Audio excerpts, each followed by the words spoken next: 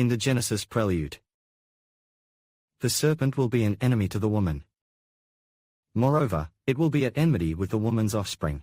This is clearly written in Revelation chapter 12.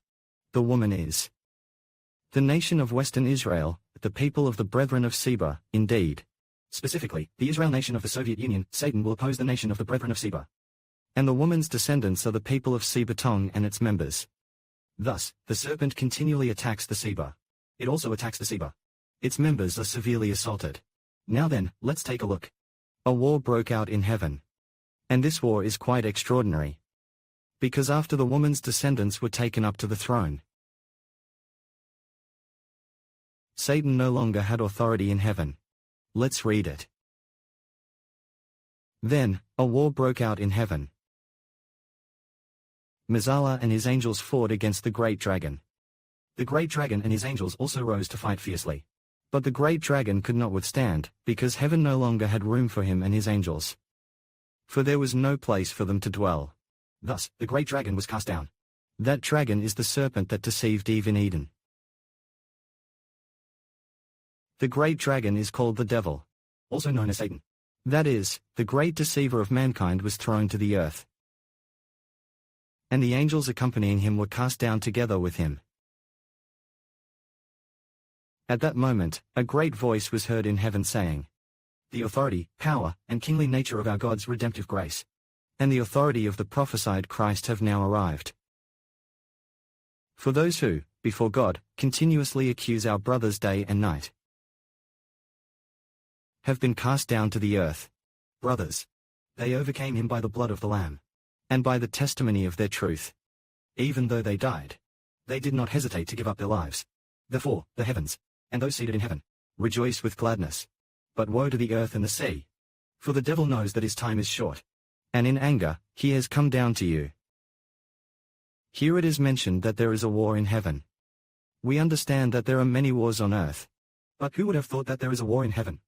This war in heaven is a war among angels. On one side, Satan and his angels go against God's angel Michael and his companions in battle. Thus, the two factions in heaven. One side is of righteousness, while Michael the archangel fought the great dragon. Michael the archangel battled the great dragon. But who is Michael the archangel? He is the chief of the angels, the commander of countless heavenly hosts. Archangel Michael, brother Heber, even appeared in dreams. It should be this very one, the Archangel Michael. Namely, Archangel Michael, who leads his mighty army in battle against the great dragon.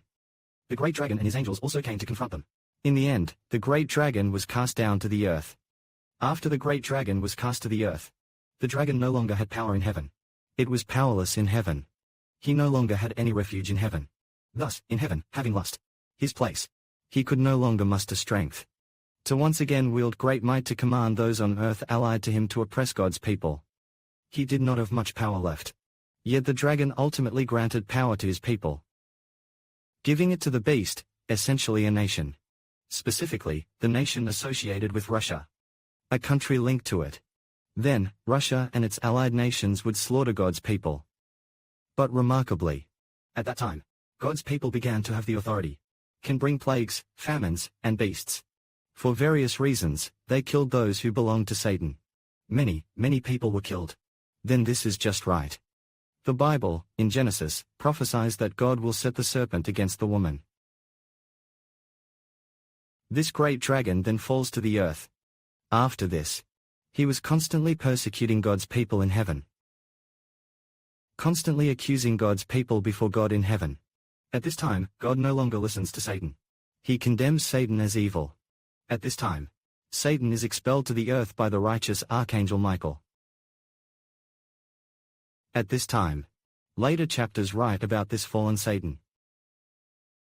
Satan and the angels who follow him come to harm God's people, and also to tempt those who belong to Satan to oppose God, to oppose Christ. Originally, he was accusing God's people, but now in the end, he openly opposes God. His true nature is revealed, directly opposing God. God is going to destroy him. May glory be to the Father and the Lord. Amen.